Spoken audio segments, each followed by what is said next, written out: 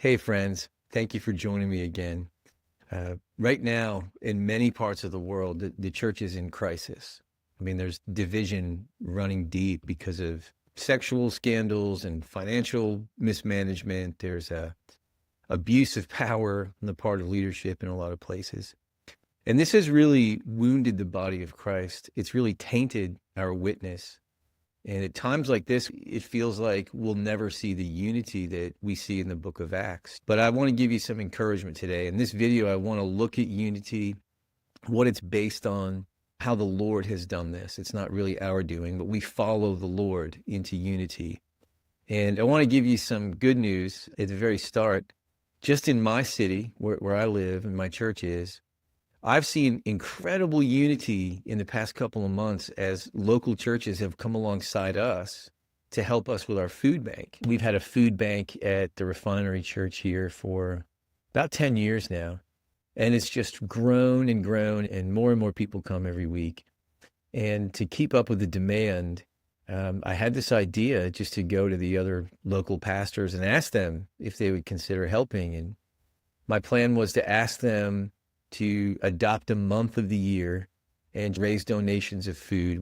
And so I was really encouraged by the response from so many of these pastors. I mean, right away, I brought this up in the end of April at a breakfast with some local pastors. And immediately before we left breakfast, one of the guys volunteered his church for the month of May. And then a couple of weeks later, a guy texted and said, we'll do June. And then a few weeks after that, another brother texted and said, hey, we'd like to do July. And we've just seen incredible unity. No one has been competitive or even just weird. Everyone's been happy to help. It's actually drawn us closer together as pastors. One of the brothers and I, we just sat around talking for a while, and that it turned into like how we can pray for each other, encourage one another. So I just want to encourage you. It is possible. And when the bad things get all the press, oftentimes we don't hear about the good things that are going on. So I want to encourage you that the Lord is working in his body, and there is unity happening among different denominations. So this is what I want to talk to you about today. What does the word say about unity? What is real unity? What does it look like? Why does it matter? How can we do it? What the church needs right now is true godly unity that's born from the heart of the saints and not something commanded from the top down. The church is in desperate need of reform right now. I've talked about this before in this channel and other videos, but the kind of reform we're talking about is the kind that comes from the bottom up. We don't need to wait for another Martin Luther or something. We know what to do as the saints of God, and we need to just start living it out and doing it right where we are. So I'm Jeff. This is the Majesty and Mystery Tour. Let's dive right in. So let's define unity, first of all. In the Hebrew, the word is yachad, and it means united, alike, all together. It comes from a root word meaning to be joined together, not side by side, but one. I want to emphasize the joining together. People that have been joined together, because we have been joined together into the body of Christ. We're going to look at that in a second. In Greek, in the New Testament, the word is henotes, and it means agreement, that there's one agreement. It comes from a root word meaning one. And unity isn't uniformity. It's not like we're all clones. It's harmony, where we're all different, but in agreement, right? It's a divine joining together that reflects the very nature of God himself. Ephesians 4:13 says, until we all come to the unity of the faith, to a perfect man, to the measure of the stature of the fullness of Christ, okay? That's the Lord's end game for the church. That's what he's shooting for, till we all come to the unity of the faith. So when we see these things happening in the church and we hear about these things happening, we shouldn't get discouraged and say, oh, it's never going to happen, and what's the point, and I give up. Because the Lord is working to bring all of us to the unity of the faith, to a perfect man, to the measure of the stature of the fullness of Christ. And he will not fail. If you want to be on the winning side, get on Jesus' side, right? 1 Corinthians 1:10 pleads with the church, let there be no divisions among you, but be perfectly joined together in the same mind and in the same judgment, okay? So that's what we're talking about here. Agreement, being joined together. Even though we're different, we're one. We're in agreement, okay? Now, God's nature is unity. It's really interesting. This isn't just a theological concept. It's not just a command, something we have to do, play nice and get along and be in unity. This is who God is. Think about it. The Father, the Son, and the Holy Spirit, God in three persons, three distinct persons in perfect unity. And we see this in the scriptures. Creation, Father spoke, the Word created, the Spirit was hovering over the waters. At Jesus' baptism, Jesus comes up out of the water, the Father speaks, the Spirit descends on him like a dove. We see all kinds of examples in the scriptures of the great unity of Father, Son, and Holy Spirit. And I want to tell you something. Their unity is not different from our unity. Because of the sacrifice of Jesus, they have brought us into their unity. So please understand what I'm saying. We're not unified because we all agree on a denomination or a Bible translation. Our unity isn't based on a prophet or an anointed speaker. Our unity is based on the Trinity. Our unity is based on the very nature of God himself. Let me read something to you from John 17, 20 and 23. This is something Jesus prayed before he went to the cross. I do not pray for these alone, but also for those who will believe in me through their word. That's us. He was praying for his disciples, and he said, I'm not just praying for my disciples. I'm praying for all of those who will believe in me through their word. And the gospel has gone generation to generation until it's reached us. From the time of the Lord Jesus Christ, every generation has passed the gospel on until it's reached us. So in this, Jesus is praying for us as well. And this is what he says, that they all may be one, as you, Father, are in me, and I in you, that they also may be one in us. The Lord's prayer, shortly before he went to the cross, was that we would be joined into the same unity of Father, Son, and Holy Spirit. Isn't that wonderful? And then he says, that the world may believe that you sent me. Unity is evangelism. Man, when the world looks and sees us tearing each other apart and tearing each other down and judging and criticizing and being offended, they're not going to believe. They're like, you guys can't even get on the same page. You can't get your story straight. Why would I follow you? Right? We should model for the world great diversity, every nation, tribe, and tongue in perfect agreement. Not clones. We're all unique and different individuals, but we should be in perfect harmony in the spirit, perfect agreement of one mind. And that is based on the Trinity's own unity. I'm going to keep reading. The glory which you gave me, I have given them, that they may be one, just as we are one. I in them, and you in me, that they may be made perfect in one, that the world may know that you have sent me and have loved them as you have loved me. So think of it this way. Think of it as a symphony, right? If just one instrument is out of tune or playing the wrong notes or even playing out of time and not in sync with the rest of the symphony, the dissonance is obvious and distracting. It takes away from the beauty of the sound of the whole symphony together, because that one instrument is drawing all your attention and how they stand out from the others. And it causes a dissonance in the sound, and it's hard to appreciate the beauty of everything else because of that one thing. But when all the instruments are playing together, when everyone's literally on the same page, playing the same piece, what they notice is the beauty of the whole thing, the harmony that's created. That's what unity is. That's what God has brought us into, and he's called us to maintain. So Jesus prayed this prayer before going to the cross. His dying wish was for unity. His final prayer wasn't for power, success, or safety. It was that we would be one, right? So his dying desire should be our daily pursuit. Now let's look at unity as a body, right? The power of a united body. Psalm 133 verses 1 and 2 gives us this beautiful picture of unity as one body in perfect agreement and perfect harmony. Behold, how good and how pleasant it is for brothers to dwell together in unity. It is like the precious oil upon the head, running down on the beard of Aaron, running down on the edge of his garments. So Aaron here, the high priest, is actually a symbol and a picture of Jesus, our great high priest, who went into the most holy place in heaven and sprinkled his own blood and made atonement for us all. Wow, this is incredible. So this is really a picture of the Lord and us. who are in Christ because we're his body. And the oil is poured out on the head and it runs down. It drips down, goes down the beard, and it drips down the body and goes to the edges of his garments, right? Now, here's the deal. If you want the oil, you have to be in the body.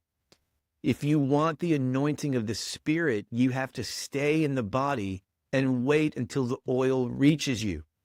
There's no oil being poured out anywhere but the head. The same Spirit that was poured out on Jesus, that anointed Jesus, that is the same Spirit that the Father pours out on us.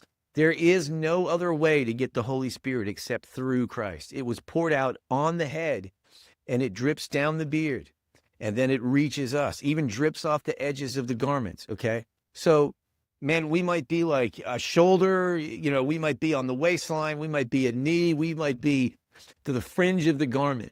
But the only way we're going to receive the oil, the only way we're going to receive the anointing of the Holy Spirit is to be in Christ, to be in the body. This is what Jesus modeled for us at the Last Supper. This is fascinating. He said in Luke 22:17, this bread is my body. Take this and divide it among yourselves. I had to stop and pray about that for a minute. I was like, well, I don't understand this because we're united in the body of Christ. And the Holy Spirit reminded me, his physical body was divided so that the spiritual body could be united, right?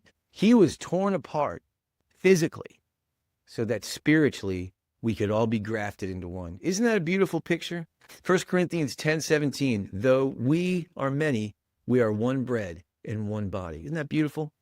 And I like to think of this word communion as two words, common union.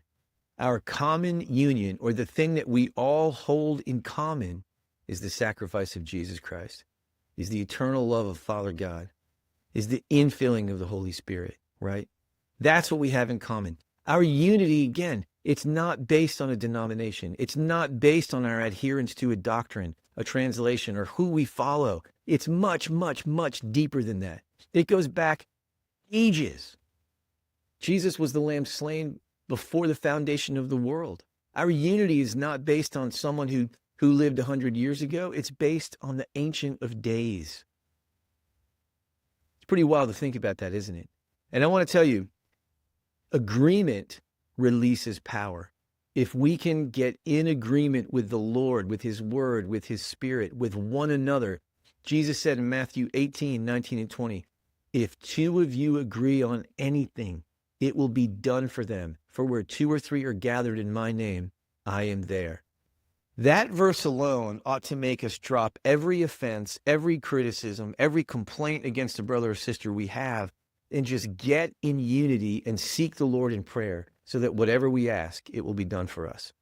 Okay, now what's our role in this? Because the New Testament talks about the church as being the body of Christ. Romans 12:4 and 5, we being many are one body in Christ and individually members of one another. In fact, in Acts chapter 2, they understood this so well, so deeply. They understood this and knew this and walked it out. They valued one another more than their own material possessions.